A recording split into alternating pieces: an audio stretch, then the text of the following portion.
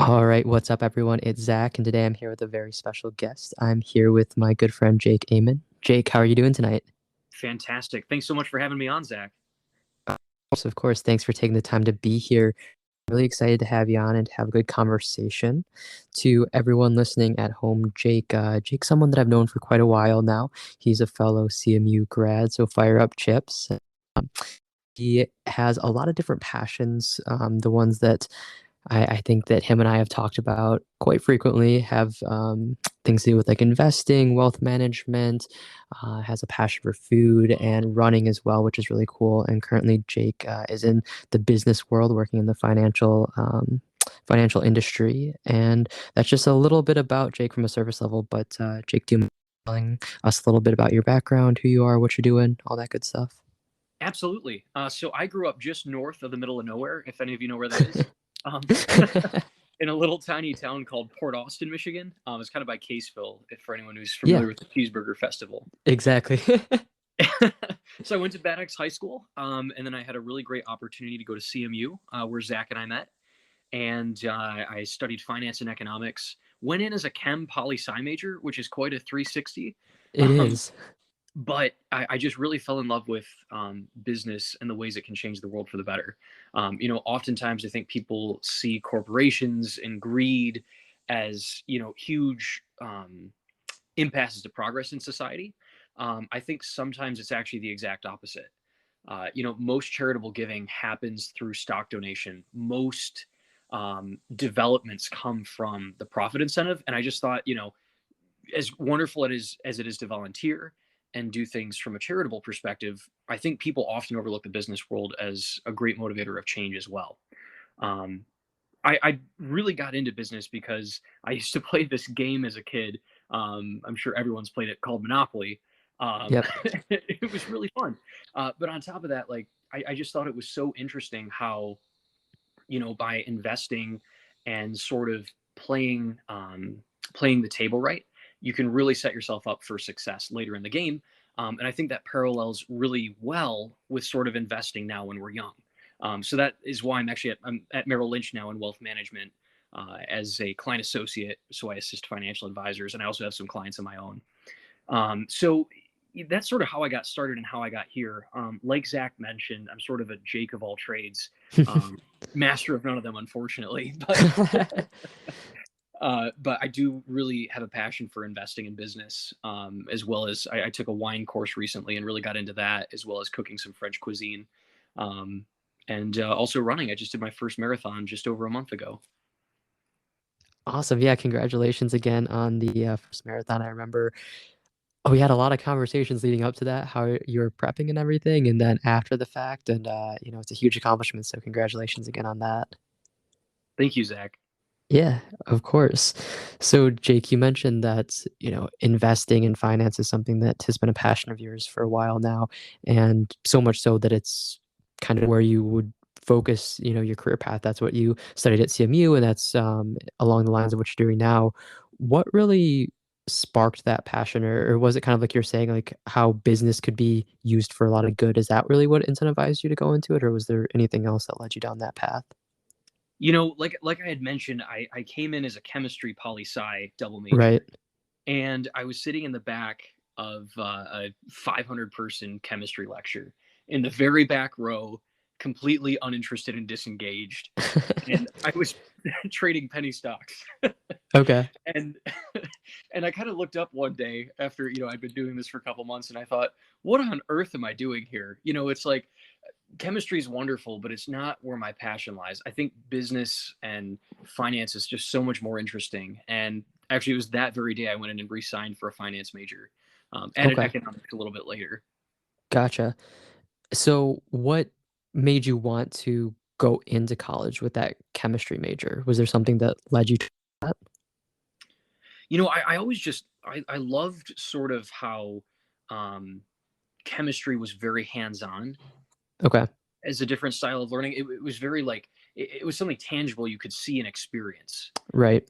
Whereas, if you're reading poetry by Walt Whitman, it might be very beautiful, but I can't envision the same thing as, an exothermic reaction happening right in front of me. Sure. So like it was just a really interesting way to conceptualize the world, and chemistry kind of really sparked my love of learning. And then it just sort of carried over into finance. I sort of transferred the passion and realized, Gotcha. as cool as chemistry is, this is even cooler, and you can do a Okay. lot of interesting things with it.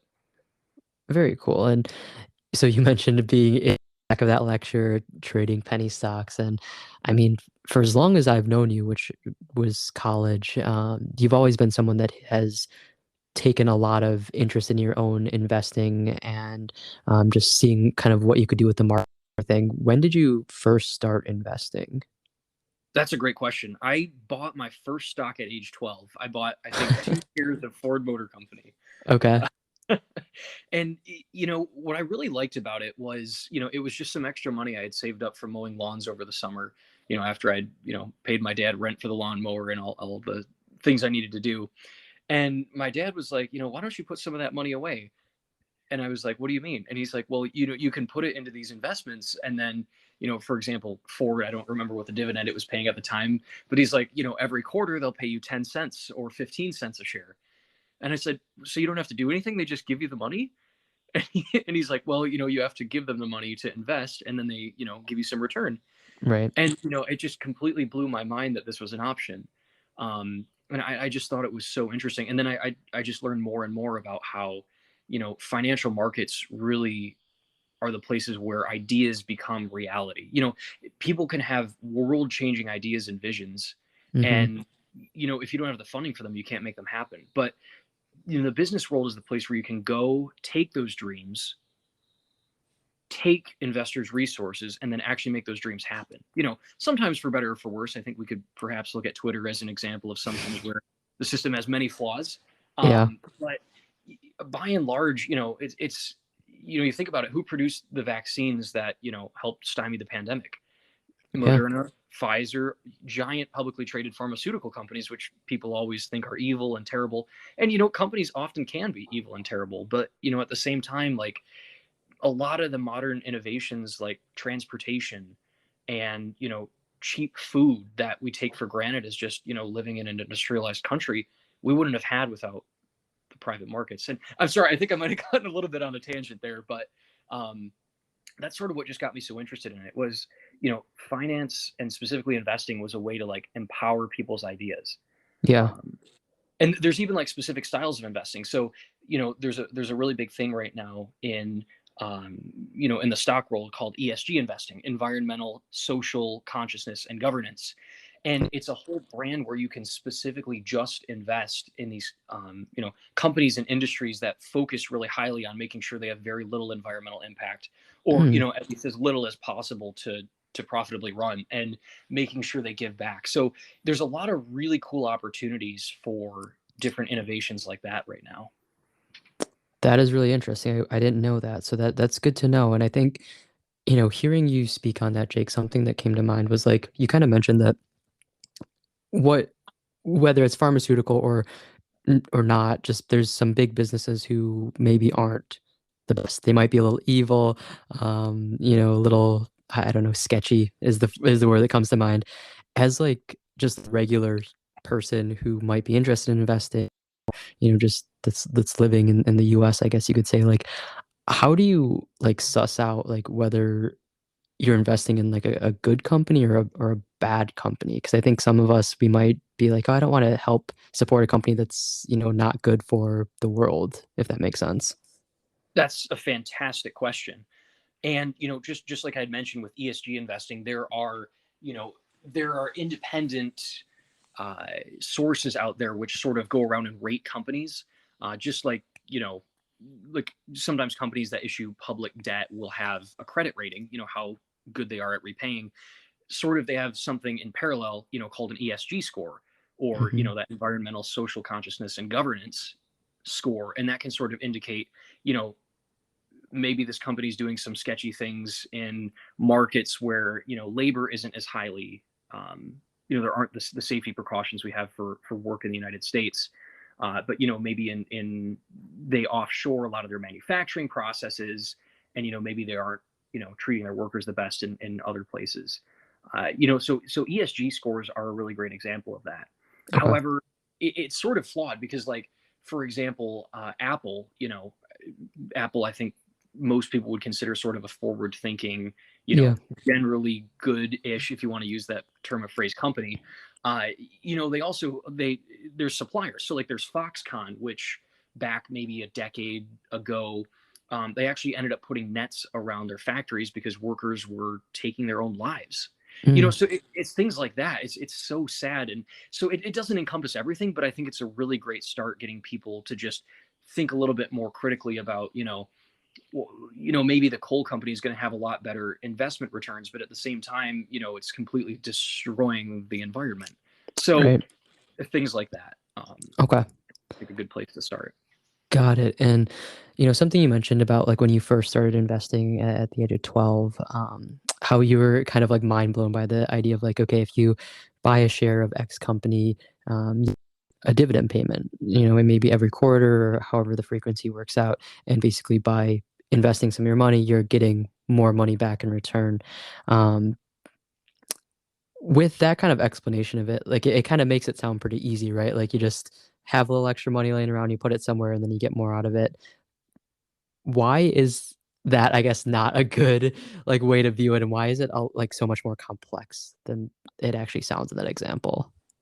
No, that's a fantastic question. And I think so many people just get scared off when they hear investing because it's like, oh my gosh, Yeah. like you hear about things like, Bitcoin, which I don't even consider investing. It's just speculatively throwing at money based on supply and demand curves. You know, Mhm. there's a lot of really smart ways to invest, and there's a lot of really foolhardy. I'll use examples of my own where I messed up greatly. Um, you know, you can do really stupid things. Just because you're investing doesn't mean you're making good decisions. Right. I mean, if you're going to make a bad investment, you're far better off buying like a new computer or something you didn't really need than just throwing your money away and essentially gambling. Yeah. And there's a range of investing. There's, buying diversified, well-known, stable companies, which is, the best way to do it. And then there's just, hearing on the news, oh my gosh, this new thing's going to come out. Let's buy a ton of option contracts, dump all our money in, try to get 10 times the return in 3 weeks. That stuff Got it. occasionally works out, but it's not a sustainable way for the long term. You want to be able to sleep at night when you're Yes. investing, especially because, as all of us progress in our careers and move forward, hopefully get some more savings, some more income, you want to think about putting more money away. And it gets to the point where some people's retirement plans will be 7, 8 times their annual salary. Wow. Their annual salary, so Yeah. like in value. So when you get to that point, it's especially important to be making good, conscious decisions about your investing because it's literally your life's work. You've Mhm. taxes on the money, you've not spent it and put it away, and there's a lot of really safe ways to invest. So, for example, like buying diversified portfolios, you don't even have to have a lot of money to do it. You think, well, I can't afford to buy, one of every, stock in one of the major indexes, which is sort of a group of companies. But you think, okay, well, why don't I buy a share of a low cost mutual fund? And you've got professional fund managers, picking a diversified basket of stocks, and you get to share in the profits of that. Yeah. you know it Doing investing safely is not sexy or exciting, and you're not going to make insane returns in a short period of time, Right. but it's the way to do it for the long term. And just to throw like a mind-boggling statistic, like if you invested if just for example, if you invested $20,000 right now at, Zach and I are really close to the same age, in our low 20s. And if you invest that until you retire in 40 years, assuming the stock market returns about 7%, which is a fairly conservative metric, you're going to have 40 times the amount of money you put in. Wow. I'm sorry, 20 times. So you'd have that 20,000 you put in today is 400,000 just this year's investments when you retire. You do the same thing the next year, so on. Um, I mean, yeah, 20,000 is a pretty big number. It's hard to get there in a year, but you can do it on a much smaller scale. Maybe it's, putting in an extra $50 a paycheck into your 401k plan if you're lucky enough to have one at your employer, or you can save yourself in a traditional IRA or a Roth IRA, both excellent options for saving for retirement. And you can just put a little bit of money away, invest it safely, and you don't have to look at it for 40 years if you don't want to. It's really powerful how much it can grow over the long period of time if you're doing it safely. You don't even have to look at it really. Yeah, I think that's a good point, and it's always interesting because I talk to people not in depth, I guess, about finances or investing or savings, but just like on a surface level, like, oh, you know, did you opt into your company 401k, XYZ, whatever. And some people I've talked to have said like, what's the point? Why would I, put it in an IRA or put it in a 401k or something when I can just put it like in my savings account or my checking account, or like if I'm just not going to touch it and look at it, in whether it's in my own account, my own savings account, or like an investment account, like what's the purpose, or what if I need that money? So I guess Jake, like what would be your response to that? Like why should it, or why does it make a little more sense, or why could it be smarter to invest it in something like a retirement fund versus just saying, "Oh, I'll hold on to it and I'll save it myself." Right, and that's a really great question. And it's a two-part answer. The first part being, I think most people, as fun as it is to say live fast, die young. The reality is most of us are going to grow old. We're going to want to travel in retirement. Maybe Mhm. we want to fund our kids or our grandkids' education. Maybe we want to make a large donation later in our lives to charitable causes we're passionate about, or to maybe help some more causes you're really passionate in. And you can't do that if you don't have any savings. And frankly, if you want to retire young, which I think most people would prefer to retire younger versus older, you Yeah. need to have savings built up. And like you said, and this gets into the second point of the question: why not just throw it in a savings account where it's stable? It'll, you'll earn a nominal percent of interest on it. Right. And the answer is because right now, everyone is earning a negative interest rate on their bank account. Everyone listening to this podcast, if it's in the next 2-3 years, I'm guessing, is earning Wow. a real rate of negative interest on their money. So let's say, and most banks aren't even paying this, bear in mind, on a checking and savings account.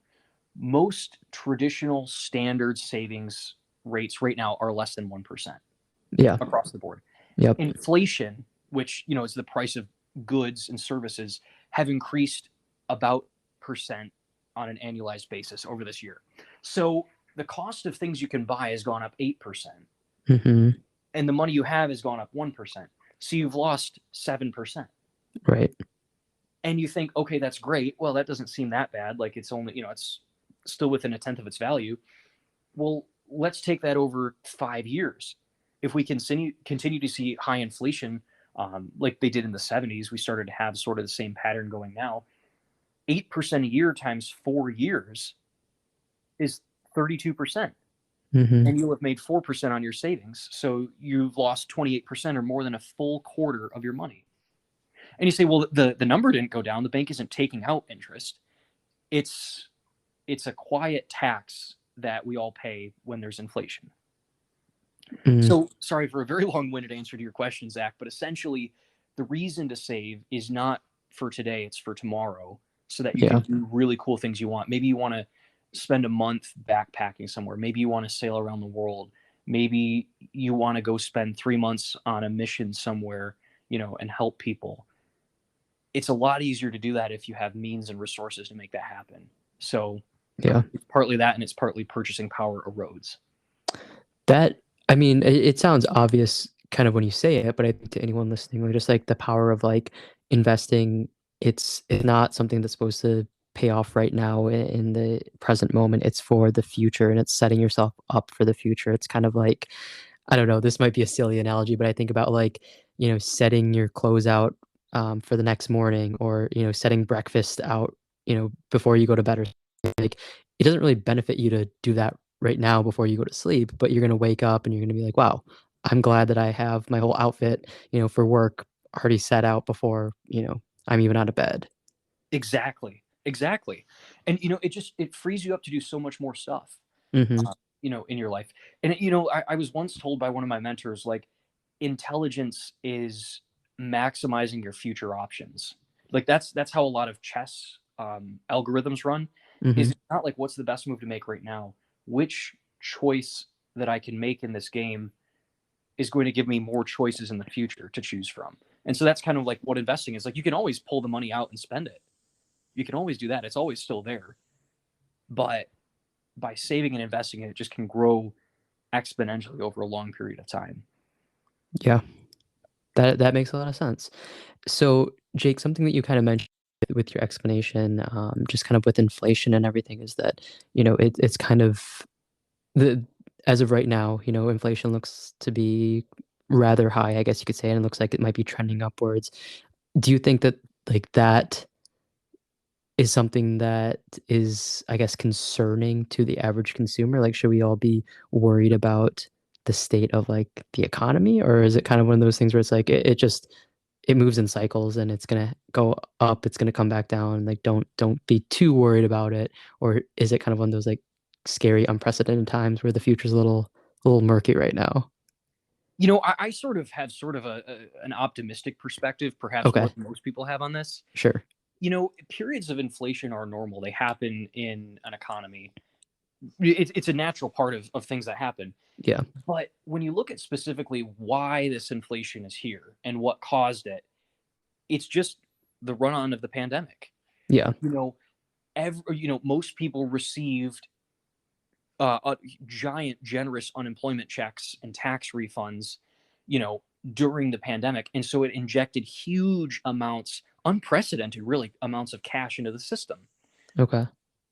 And on top of it, the Federal Reserve, which is the bank that all of the banks bank with, and Mm-hmm. they sort of regulate banking in the country, took interest rates to near 0%, which that sounds really academic and uninteresting. But basically, what it means is the power of borrowing is so much stronger because you're paying less money. It's like having, if you carry a credit card balance, imagine if your interest rate was suddenly cut in half and all of a sudden you could afford so much more debt because the interest rate's so much lower. Which, it's not necessarily good to have personal debt always, in some Mm-hmm. cases like education or when it's necessary, it's fine, but it's, usually not good to carry debt. Right. In business, it's actually highly incentivized by the government to carry debt. Um, and it's good for a business because you actually get a tax break because taxable interest is you don't have to pay taxes on it. It's a pre-tax item. Okay. And then secondly, it really helps shareholder returns. So people who own stock in the company want the companies to take a little bit more debt on because it will increase the amount of shareholder returns they're going to get. So essentially, what ended up happening was all this money got flushed into the system. The cost of borrowing went down to zero, quite literally for the banks. And so it's essentially a steroid injection into the economy. You Okay. know, and we really needed it. I mean, the pandemic was, scary from a medical standpoint, but from like a business cycle standpoint and a stability of the entire economy standpoint, we were on a cliff edge. Yeah. So essentially, this is the quiet tax we're paying back. Is there's so much cash in the system, and you think, well, what's wrong with that? Can't Doesn't that just mean people can save more and spend more? Well, exactly, and that's what's causing the inflation. There's more money to buy the same amount of goods. you Okay. know if we think about, if it's just you buying books, for example, we're both big readers. Yeah. If there's 10 books and we each want to buy five and we have the money to do it, we can do it. But if we all of a sudden have twice the amount of money for the same amount of books, you and I each want to buy 10 books because we can now afford it. Yeah. But there's not any more books in circulation. So you and I would have to start bidding and fighting over the books. And that's essentially what happened on a large scale in the economy is people are wanting to buy the same stuff, except more people can afford it. So that's what's causing the inflation. Is it concerning? It is. It's not good, but it's also not at a scary point. I'm sure everyone has seen in their social studies textbooks the pictures of people in Germany prior to the Third Reich, literally taking wheelbarrows full of money to the store to try to buy a loaf of bread. Yeah. Or maybe you've seen the Zimbabwe $100 trillion banknote that's worth less than a quarter. Yeah. You know, that's when it gets scary. Like Venezuela had this quite recently in the last couple of years during a regime change, where money from 1 hour to the next was completely unpredictable how much it would be worth. Wow. So, and we're really privileged in this country because we have the world's reserve currency. The United 90% of transactions done worldwide are based in US dollars. Oh, really? Okay. So yeah, it's really incredible. You think there's all these different currencies, all these different countries. Most transactions are done in United States dollars Wow. worldwide. So, we're incredibly lucky because we have among the world's most stable currencies. It's the most accepted currency, and it is quite literally, if you'll forgive the pun, the gold standard. Even though we're not on that yet. Right. Okay. Yeah, that makes a lot of sense. So, I guess I would say overall it sounds like it's good. Like times aren't great or ideal, but it doesn't sound like you know, we're at the point where we need to hit the panic button quite yet. Mhm. Exactly, Okay. exactly. And there's a lot of promising economic data out there. Like, actually, the last inflation number last week it came out was actually lower than expected, which indicates maybe we're hitting an inflection point. Maybe Okay. things are going to get better. And then the other thing too is, like, the CEO of the company I work for, Bank of America, came out recently and said, consumer deposits are higher than they've ever been. The consumer is really strong, which, when consumers are the basis for the economy and spending, you want the consumer to be strong so that we Mhm. can continue to have economic growth. So things are actually not as bad, I think, as most people think they are. Got it. Okay. Yeah, that makes sense. I think it's one of those things where, like, if you maybe sit down and really strip things back, it's not as bad as it seems, but, for just your everyday person who goes to the grocery store and tries to buy, like, eggs or something and has to pay, like, $5, they're like, "Oh my gosh," like, we're in panic mode. Right. And well, that's what's really the most unfortunate thing about this is the people it hurts the worst are the people who make the least amount of money. The people struggling to make ends meet, Mhm. single mom trying to raise kids on a meager salary. That's the really sad thing, is inflation hurts those people the worst. You know, it's and somewhat of the ironic point is it doesn't really harm the people more at the top either, because people who have most of their net worths in investments, those are pretty well inflate, like, they're protected from inflation in a lot of ways, because Mhm. you own companies, so the companies are still producing goods and services and making a profit and paying that off to shareholders. Right. So inflation doesn't really impact that all that much. So that's the really sad thing, is it hurts the people living below the poverty line, people at or near the poverty line, the worst, Yeah. and they're the ones who can afford it the least. Yeah. That definitely is the kinda sad reality of it, so I definitely, it's hard when there's not really anything that folks in those situations can really do, but they're impacted the greatest, by these kinda things that are out of their control. Right, right. Uh, so, Jake, if you can think back, I don't even know when it was at this point, maybe like a year ago, or honestly, it could be a couple of years, and my memory's just fading a little bit. But do you remember the whole like situation with GameStop, and I think like maybe Bed Bath and Beyond as well, where like people were buying a bunch of it and then like selling it right away and like made a whole bunch of money off it. Do you know what I'm talking about? Exactly. Yep, that was a really big deal. Yeah, so, like, to everyone listening, I'm sure they've probably heard it or that sounds vaguely familiar, but the whole concept of what happened and what people were doing and how it was kind of, like, gaming the system might not make too much sense. Are you able to kind of, like, elaborate on what that necessarily was or, like, what that phenomenon that we experienced was about? Absolutely. So it's a really fascinating story, uh, Yeah. because when you look at it, it's essentially people trying to corner the market. So there's been fantastic examples of this throughout history. People maybe don't realize this is actually nothing new. Um, so you might have heard of people say, throw words around like commodities and futures Yeah. contracts and movies, things like that.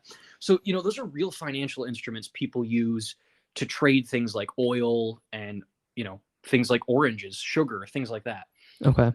And so, if we take a step back through history, one of the most interesting examples of this, it is now illegal to buy and sell onions as a financial commodity on the open markets. Okay. And I promise we're going to get to GameStop and AMC and what all happened. But Yeah. basically, what happened is there was this large farmer. Like, he called himself the Onion King. He lived in some Midwestern state, and he had a large portion. His company produced a large portion of the United States' onions. Okay. And so what people who make a lot of a product will do is they'll have contracts with their buyers. So they'll say, "Hey, I don't know what this growing season is going to be like, but I know you're going to need onions and I know I'm going to have onions. Why don't we just set up a price right now that we both think is fair?" Okay. And so it creates a lot of stability because the farmer knows what he's going to be paid for his product. The buyer knows what their cost is going to be when they buy the onions in the future. So Yep. it's really great. And that's a futures contract. Yeah. So what the Onion King did was he started buying up all of the futures contracts available in the market. Okay. So he bought up essentially I think he got up to 80 or 90% of all the onions in the United States. He directly owned. Wow. And the price of onions skyrocketed. Yeah. So anyway, to this day, it's now illegal to trade onions futures on the Chicago Mercantile Exchange, New York Stock Exchange. You can't do it in the United States. Completely illegal. That's really wild. So Reddit attempted the same thing in the stock market with a little twist. So there's this thing commonly done. It's highly illegal, called a pump and dump scheme. Okay. So this is actually sort of what they did in the Wolf of Wall Street to some extent. Okay. They would these stockbrokers would go up and find completely junk companies, and they'd buy up loads of shares super cheap, maybe like 10 cents a share, 20 cents a share, Okay. and buy millions of shares. And then they go out and they turn around and they say to all their clients, "Oh my gosh, this stock's going to be the next big thing. You got to get on it. You got to get in now." And people would buy the stock, buy the stock. Well, as more and more people buy the stock, the price goes way up. And Mm-hmm. then the people who bought all those shares sell them at inflated prices. The stock price collapses and everyone else doesn't make out well. Got it. So that's a pump and dump scheme. The AMC, GameStop, and there were, like you said, there's some other companies that got caught up in this. It's sort of a mix between the two things that were happening in the onion market and in that last example. So Okay. what ended up happening was you can bet against a stock. You can basically, like, you can buy a stock and, Mm-hmm. you own a portion of it. You can do the reverse. You can sell a share of stock you don't own and bet against the company. Okay. So let's take Ford, for example. So let's say I really didn't think Ford was going to do well. So I could say to you, "Hey, Zach, I don't have a share of Ford, but I'm going to sell you a share of Ford and borrow it from my friend. I'm going to sell it to you." Okay. And you're like, "Okay, I think Ford's a good company. I'm going to buy it." So you buy the stock and it goes down. So you lose money, but I rebuy it and give it back to the friend I borrowed it from and I make a profit. Okay. That's what the hedge funds were doing. So they had sold short millions and millions and millions of dollars of these shares in AMC and GameStop, Okay. betting against the companies. What the Reddit traders realized was if they bought up all the shares available, the hedge funds wouldn't be able to cover their short position, rebuy the shares, in other words, and the price would just skyrocket. Okay. So that's exactly what they did.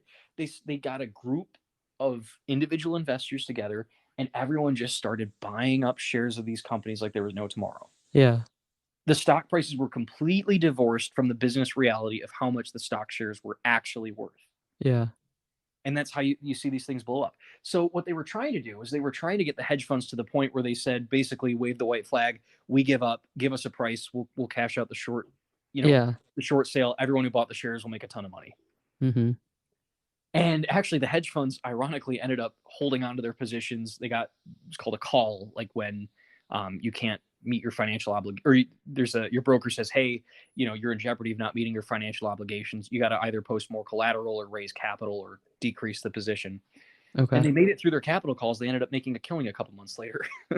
But, so that's essentially what happened. So people were betting against the stock, and a Okay. bunch of people tried to ruin them by buying up all the available shares. Got it. Okay. And now, so for the people that, were buying up all the shares, which, as you mentioned, kind of like stemmed from people on Reddit, um, was that, is that considered to be illegal or just like kind of a very gray area, or was what they were doing completely fine? Just kind of like, again, gaming the system, if that makes sense. Yeah. and I don't really have a good legal opinion on this. I Sure. mean, Yeah. it's not a traditional pump and dump scheme. Like they weren't, they weren't like illegally the really illegal thing that like the Wolf of Wall Street did and stuff like that. They owned the shares already, and then were like Okay. specifically trying to give themselves profit. You know what I mean? That Like makes yeah. Yeah. by pumping the shares and then dumping them. Yeah. Whereas this is just people recklessly betting on a stock. You're allowed to make really risky, crazy bets in the stock market. Sure. You can take on really risky positions, buy sketchy companies that might do well, Yeah. right before earnings, you can buy the stock and see what happens. So there's nothing wrong with there, at least from a legal perspective about doing risky things. Sure. It's just, you've got the opportunity to lose a lot of money. Yeah. Okay.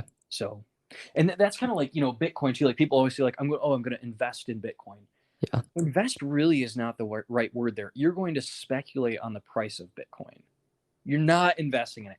You invest in something is like is going to turn you a profit. Bitcoin is an intangible object. It's not like gold where you can melt it down and make it for, industrial uses or jewelry. Right. It's not a company that produces cash or pays you a dividend. Right.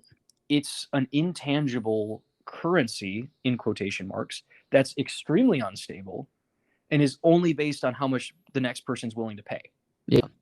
It's sort of like a multi-level marketing scheme almost. It's not, but it's like it only works as long as there's someone else to buy it after you. Right.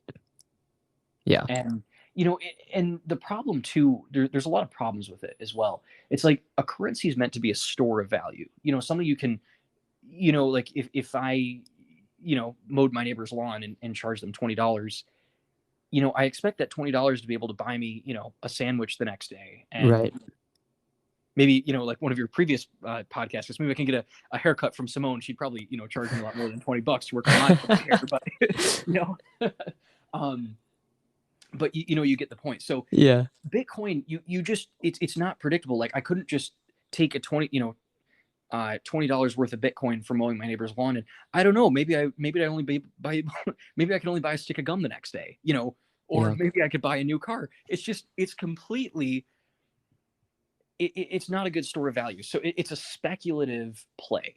Yeah. It's essentially like gambling unless you're following like flow trends and volume movements and, like following what major like Bitcoin funds are doing, buying and selling shares because they're forced to. So right. Unless you're doing that kind of stuff, it's not really investing. It's just speculating on something risky.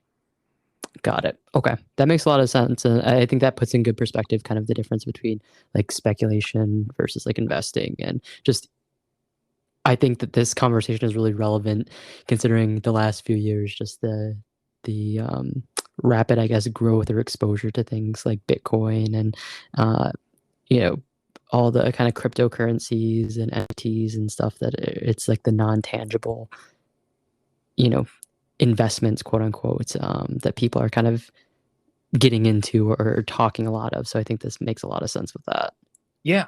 And just to piggyback a little bit there, it's always dangerous when you play the game. I want somebody to pay more than what I paid for it and resell it to them. Yeah. Because the next person has to do the very same thing. Right. Whereas like in if you own part of a business, it's like, okay, maybe somebody's not willing to pay more than what I paid for it now, but let me wait a year and, wait and see what they do. Wait till they roll out the new product or wait until, they open a new store or, wait till they launch this new service because it's actually generating value. Bitcoin in your account is not generating value. It's only becoming worth more because someone's willing to pay more for it. Right. And don't get me wrong, that happens in the stock market too. Just because, a company trades at X doesn't mean it's worth X. It might be X plus 5, or it might be worth half X, Yeah. The market in the short term is a popularity contest, and the market in the long term is a weighing scale. Got it. Okay. Yeah, that's a really good way to look at it. So Jake, so far, like in this conversation, I feel like we've hit a good spectrum of like kind of basic-ish, finance investment conversation. And like we've kind of got a little into deeper, more intricate different types of investing and such. To someone who's listening who maybe like they've always wanted to invest, but they are intimidated by it or they have no knowledge about it, like do you have like one like really beginner friendly tip or like one really basic suggestion to someone who wants to start their investment journey but a little unsure or um, not familiar with it in general? Absolutely. Absolutely.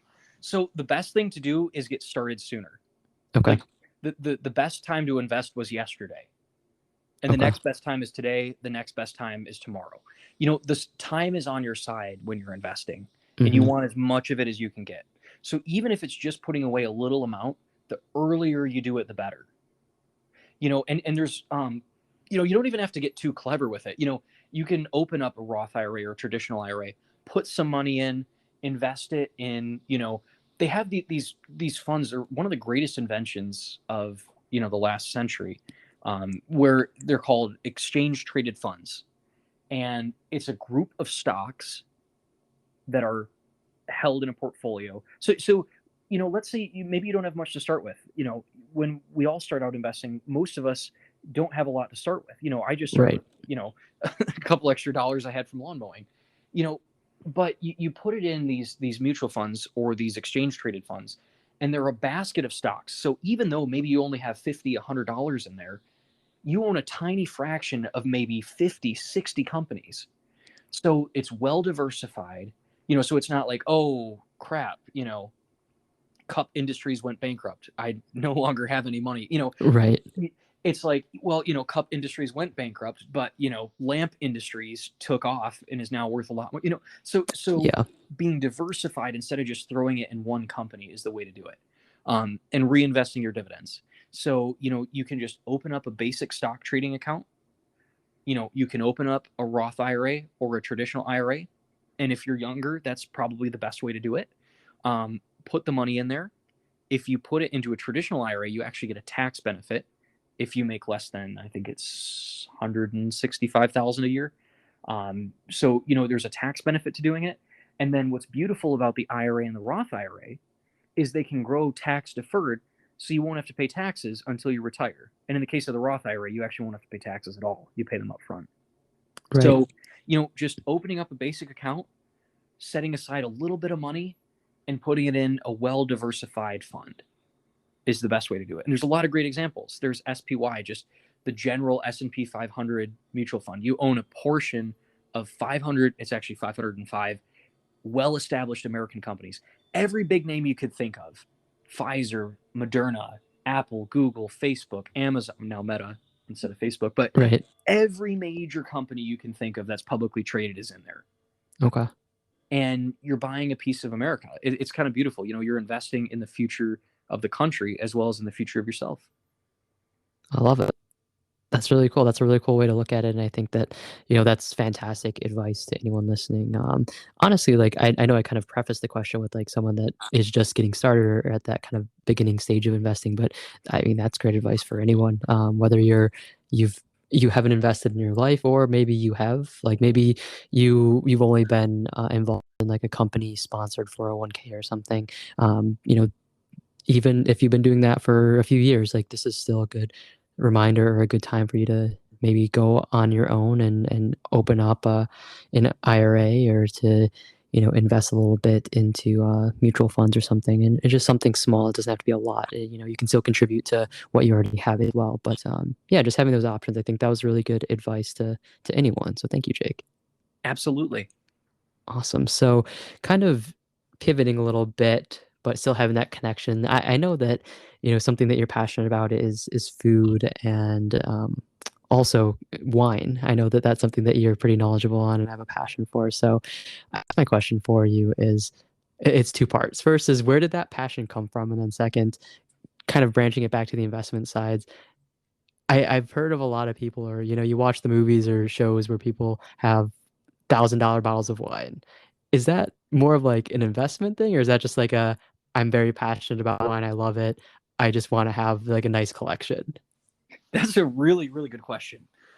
So sort of where it came from, I don't like having gaps in my knowledge. Okay. And actually about this time last year, I just went to a restaurant with a friend and we were like, let's get some wine. And, she was like, what should we get? And I'm like, I have no idea. I don't know what any of these words mean. Like, should we get a red one or a white one? Yeah. Let's pick a cheap one and let's make it red. That's all I know. And I was like, it's something you come across so much, be it, at a meeting, like a dinner meeting with a client, or, like maybe you're going to meet, if you have someone special in your life, maybe you're about to meet their family, you go out to a nicer restaurant. It's something that, it's nice to have a little bit of knowledge about. You don't need to be Yeah. a wine snob or, be a total nerd about wine like I am. But, just having a basic knowledge of it can really get you far. Yeah. Can really help you figure out what you like. So I really I had never really drank much wine even until last year. Okay. And I just decided, you know what? I don't have much going on this winter. I'm going to buckle down and learn a bunch about it. Okay. So I kind of dove headfirst. I watched this documentary called SOM, SOMM. Highly Yeah. recommend it if anyone's at all interested in wine. Okay. And it follows people studying for the level 4 of the Master Sommelier exam. Yeah. And the Master Sommelier exam is the highest credential you can get in the wine world. There Okay. are less than 300 worldwide. In the restaurant industry, which generally pays fair but not substantial wages, master sommeliers make well over $120,000 generally a year. Okay. So Wow. it's very lucrative. Yeah. But it also takes an incredible amount of studying to get to that level. Yeah. So I did level 1, which is not as in depth by far. It Okay. doesn't have as much theoretical knowledge. There's not a service portion of the exam. Whereas just to give you a perspective, so mine was just like a basic test I could take, proctored online. Okay. Level 4, you fly to a major city where there's master sommeliers. You give them a mock dinner service where you have to serve wine, answer questions about it. And these are wine experts, so they're going to be asking you insanely hard questions. They'll be like, Yeah. okay, I want to have a, I don't know, I want to have a beef Wellington. Can you recommend to me something from the Western Australian region? And like, I want it to be with white grapes and like, Yeah. what's a good vintage? And all these questions, you have to be able to answer them. Okay. Then that's actually the easiest part of the exam. There's then a theoretical portion where it's, what our port tongue is for, and, name the 5 vintages of the 1970s for Gevrey Chambertin that were good. Ridiculous questions. Okay. Followed up with, you're given 4 red wines and 4 white wines. Yeah. And you have to blind taste and tell the year, possible grape varieties, location, and you have to take a guess at what the wine is. Wow. So, these people are very well practiced. Yeah, so it sounds like level it. 1 to learn about it. But if you're bored this winter, I'd highly recommend it. It's a fun course to do. Just the first level. Got it. Okay. Do you have any like aspirations to go up to another level? I might do level 2. It's it starts to just get exponentially more challenging. Sure. Level 1 just kind of gave me the basic, like, I can look at a wine list at a restaurant now and know a little bit about what's going on. Mm-hmm. Level 2 is so much more in depth, and you get into like regional wine law. So like Okay. in Germany, the Mosel region of Germany, what grape varieties are allowed to be grown there? Gotcha. What vinification methods are you allowed to use? What are the aging requirements? It gets a lot more like wine snobby and Sure. so we'll see, but Okay. it was fun just to get a base knowledge in one. So For sure. Okay. That's awesome. So, Jake, I guess little game or little example.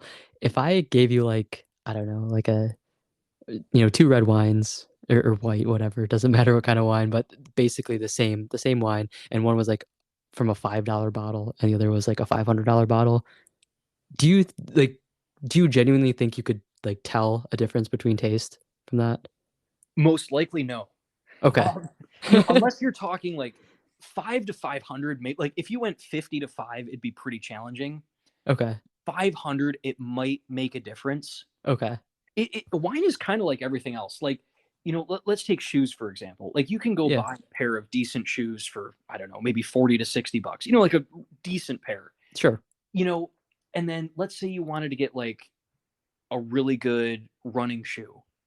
You're going to pay Okay. a lot more, you know. Yeah. And then if you want like the Nike Pro fastest person ever ran in this shoe, it's the latest thing, it massages your feet while you run, you know, you're going to pay. The prices grow exponentially as the Right. quality marginally increases. And wine is kind of the same way. So most of wine pricing is marketing. Okay. Like there's actually an example where there's been cases where people price their wine too cheaply, Okay. and consumers thought, oh, that's a cheap wine, I don't want to drink it. So they upped their price and their sales doubled. So, you know, there's things like that where marketing comes, Yeah. you know, marketing comes a lot into play. Uh, Right. but there is, generally speaking, if you went up to the $500 level, there usually is, because in really high end wines, a lot of times they're aged in barrels, Okay. and you can taste whether something's been aged in a barrel, Okay. That makes and that sense. is a huge mark of quality. Like the taste is vastly better. Okay. So 5 to 500, yes. 50 to 5, probably not. Okay. But really good question. Yeah. No, that really helps. Zach, if you ever want to bring over a $500 bottle of wine, I'm more than willing to try it. I will keep that in mind. Perfect. Awesome. On that topic though, like I am curious, like based on your studies or just knowledge of wine, is there like money's not an option or anything? Do you have like a bottle of wine that you would love to try at some point? And, doesn't matter how rare it is or how much it costs, just like something that you're like, yes, I've heard about this or I've read up on it and it sounds like something I really want to experience in my life. Absolutely. So I don't know if they still have any bottles left, Okay. but they actually brought some champagne bottles up from the Titanic, Oh wow. and they served them at a dinner in Japan in the 1990s. Okay. Um, and they say they kind of tasted salty because like the water went through the cork a little bit. Sure. Um, but they said like, you know, it was like tasting history because those wines were from when did the Titanic sink? 1912, I think, somewhere in there. Yes, 1910. right. Yeah. You know, so like you're tasting an early 1900s wine, which is just otherworldly, and then all of a sudden, you know, this wine was on a ship, was underwater for almost 100 years, and then is served at a fancy dinner. You know, that would be pretty cool to try. Okay. Yeah, that would be pretty cool to try. That's awesome. I hadn't heard about that, so that's really cool to know about. Yeah, so probably that, or like an actually probably achievable dream, because I don't know how many thousands those bottles went for. Yeah. Um, you know, they have what are called the Great Growths of France, Les Okay. Grands Crus. Um, and there's 5 really well-known vineyards in Bordeaux, and they're still quite pricey, but they're like reasonable. Like if you saved up for a year, you could buy one. Okay. And they go for like 700 on the low end. Okay. So, you know, it's not like I've never tried one. I don't have that kind of money. I wish I did. Right. But you know, like maybe like at a wedding or something, I'd want to, you know, try one a really special day. So Okay. Perfect. The last question that I have for you on the topic of wine, let's say you, me, anyone listening, let's say you're going out to a pretty nice dinner for, a nice occasion. Maybe it's a celebration for, promotion or anniversary with a significant other or, something, just something a little special. You don't want to break the bank, but you want to enjoy some nice wine. Let's say you're having a steak, like steak and potatoes dinner. What would be your recommendation for wine? you know, there's actually even in level 1, we learned about the classic pairings. Okay. So steak goes extremely well with the Cabernet Sauvignon grape. Okay. And it is a match made in heaven. Like if you're a steak fan or you're a Cabernet Sauvignon fan and you've never tried the two together, it will rock your world. It is incredible. Um, like there's other ones that are like good but less well known. Like there's trying to think of another really good example. But like Cabernet Sauvignon and steak are the best too. Okay. And you can buy a pretty decently priced, like you can buy a $15-$20 bottle of Cabernet Sauvignon and it'll taste really great. You know, Okay. the other thing too that I'd say is watch where you are getting your wine from. Okay. As an American, we have a lot of America has really great wines. Like it actually in a blind tasting in the 70s, Californian wines beat out the finest wines in France in a blind test. Wow. Okay. Called the Judgment of Paris, which you'll find out more about if you take the quartermaster one exam. No, promise There I'm you not go. sponsored. Well, you should be sponsored. um, but and the problem is like I was in Meyer the other day, Yeah. and a lot of stores are guilty of this. Meyer, I think, has five. At least the local Meyer I have. I don't know how many hundreds of wines they have. They have five wines from different countries. Five. Mm. Whereas you can buy really cheap wines from other countries that taste so very different from what we're used to. Probably most people listening have probably tried a barefoot of some kind, like a barefoot Chardonnay or Yeah. Moscato, solid places to start. But, you can buy like a $10 bottle of cheap French wine and have it really be something, to go with your steak. So that's just kind of Okay. my tip is like, you can find at more specialty shops really great deals for wines that aren't even from the country, um, and that sort of thing about wine too is like place is really important. Wines grown in Germany are going to be vastly different from wines grown in Australia, from Okay. wines grown in New Zealand, from wines grown in South Africa, from wines grown in France, from wines grown in Italy. Each place is so unique, and you can taste that in the wines. Mm. Okay. I feel like I just went through like the Sparks Note version of level 1. Awesome. I appreciate it. Um, one last quick thing that I just wanted to touch on briefly with you is as we kind of talked about earlier in the conversation, you just completed your first marathon. And through just like our conversation, off this recording, I forget what you called it. I think there's a specific name, but you mentioned that there's like I want to say, did you say like 6 or something marathons throughout the world that it's like part of a you know what I'm talking about, right? Exactly. Yep. Okay. Yeah, So so do you mind talking a little bit about that? yeah, I never do things halfway.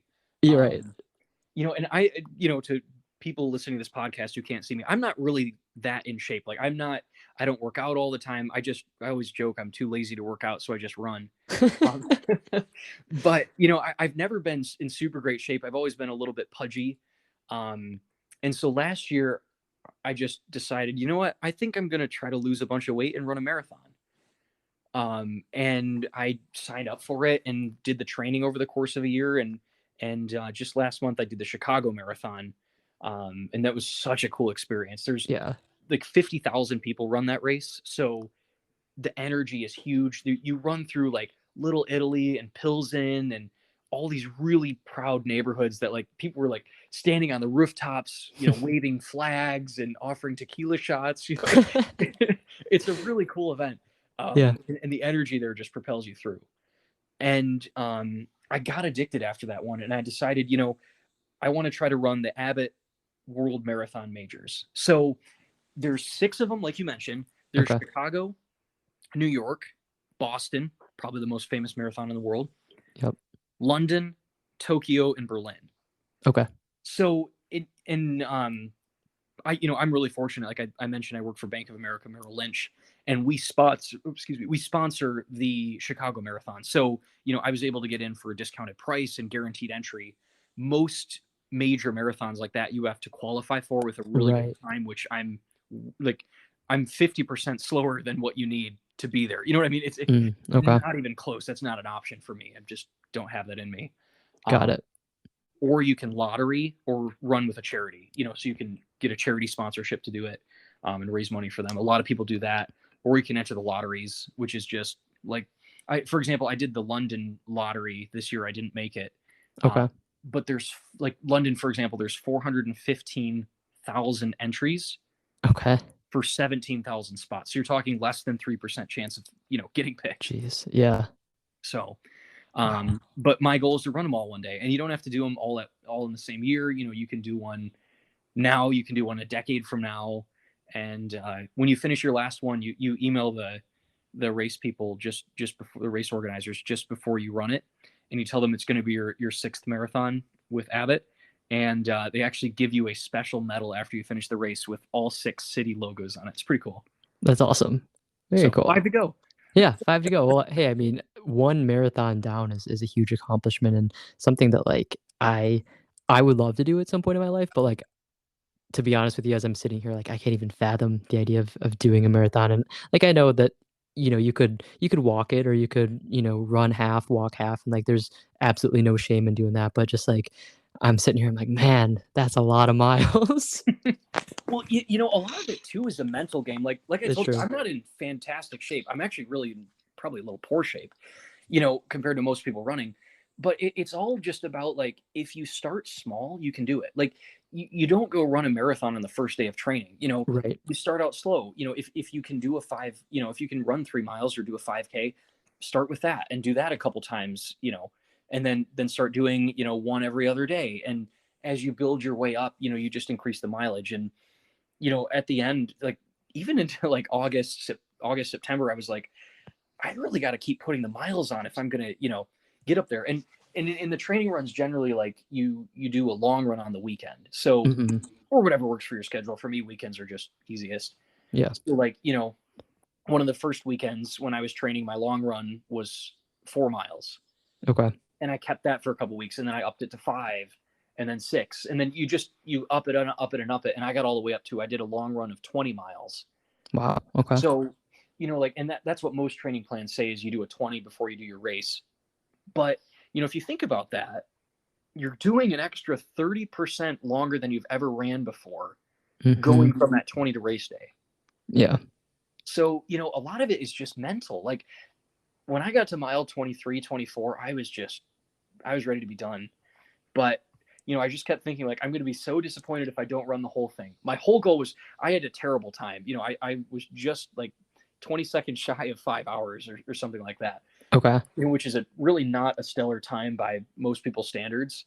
Um, but for me, it was like I ran the whole thing and that was my goal. Yeah. Um, and just completely by coincidence, my boss's boss handed me my finisher medal because he was volunteering. I remember you saying that. Yeah, that's so funny. That's I mean, such a coincidence that that was the case. So yeah, it was really cool. But to anyone even thinking about, hey, obviously like marathon, are you crazy? Even if your goal is just to do a 5K, like there's training plans to make it easy. Where you just start out, you just run for 4 or 5 minutes, and then 2 days from now you run 4 or 5 minutes again, and you just slowly build your way up and build your way up to the longer distances, and you can do it. I mean, I'm not in stellar shape, and I did it, so everyone Yeah. can, if they put their mind to it. I love that. I think like you said it's a lot of the mental game, right? That comes with something like a marathon or any like I guess you could call it like physical task, that you think is just like you have to be in good shape or it's just all physically demanding. Like, of course, it is going to be physically demanding, but it's all that mental aspect and like having to, stay calm and like push yourself and keep going and put in the work for the training. And I think that's why, like, even though I'm not a runner, I've always kind of been attracted to the idea of that. Like, it'd be cool to do it to accomplish it, but also like for the mental aspect of like have I strengthened like my mental fortitude enough to where I can like push myself even if I don't want to, or if I don't want to train on a given day, or when I'm a mile away and feel like my legs are going to give out, like can I just like tap into that little extra energy to go? So I think it was really cool that you elaborated on that. And Jake, I might regret saying this on a recording, but maybe I'm gonna have to set that goal for 2023. I'm gonna start small, but maybe I'll have to reach out to you and we'll have to find like some sort of 5K or something to do together, and I'll get my first kind of running experience from that. It's a great plan. I'll send over the training plan right after we're done. Oh man, okay, I can't wait. Let's wait till give me a few months to mentally prepare for what I'm about to do, and then we're on. Perfect. Awesome. But no, I love that, and I mean, all jokes aside, I think it's something that, like, if you've always wanted to try running a 5K, running, I don't know, 10K, half marathon, marathon, or just anything that kind of, like, makes you feel a little nervous or uncomfortable, I think that this episode is a good kind of reminder to just step out of your comfort zone. I mean, it doesn't matter kind of if we look at it from the running scope, we talked about investing, and that's something that takes stepping out of your comfort zone. Even with wine, that was something that Jake wasn't too familiar with and stepped out of his comfort zone to learn more about it and to find an appreciation for it. And then running, of course. So I think, to anyone listening, just don't be afraid to step out of your comfort zone, especially if it's for something that you've always wanted to do or something that you had an interest in. I think that it could be really rewarding. Great words to live by. Absolutely. Yeah. Definitely. So, Jake, to anyone that was listening, if they wanted to, reach out and say like, "Hey, I heard you on Zach's podcast," or something that you said really resonated with them, is there a good way to connect with you, like LinkedIn or something? Would that be a good way to reach out if there's any questions or want to get connected? Absolutely. Yeah, I have a LinkedIn. My name's Jake Aymen, Jakeaymen. If you're gonna have a hard last name, at least it's only 5 letters. There we go. Yes. Perfect. Awesome. So yeah, connect with Jake on LinkedIn if you have any questions or you want to hear about level one for wine mastery, or you have questions about running a 5K or a marathon. Jake's a great resource. So I'll also put his LinkedIn in the description of the episode so you can connect with him that way. Say, hey, really great person. So someone I would definitely recommend reaching out to if you have any questions or just want to chat. But Jake, as we're wrapping up, is there any final thoughts, words, message that you want to leave anyone that's listening?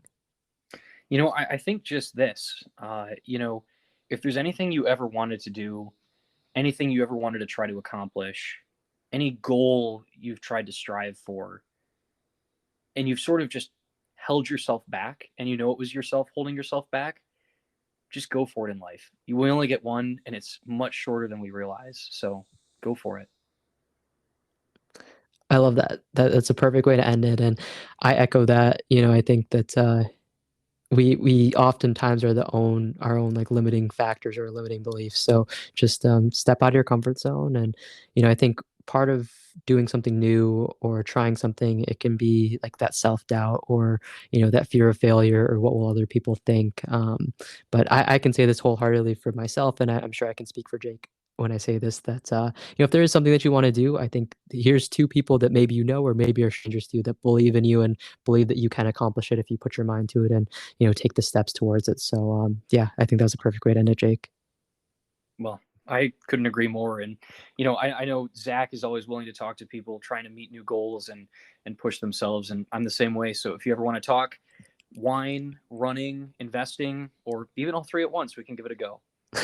Perfect. Awesome. Well, that is your invitation to reach out to Jake if you ever want to connect. And as he mentioned, I'm also always happy to connect with anyone and talk about passions. Come on to the podcast. You're more than welcome. Anyone listening, talk about goals, talk about any interests or anything at all. I'm always open to it. But Jake, it's been an absolutely fun, just really insightful conversation too, which is cool because I mean I feel like that's most of the conversations we have. But no, it's been a pleasure having you, and I really think that everyone listening will get a lot of good insight into investing, but then also kind of hear some kind of interesting things when it comes to running, marathon running, and wine as well. So thank you for taking the time, and I'm excited for our 5K in the upcoming year. It's a plan. Thanks for having me. Of course. See you, Jake.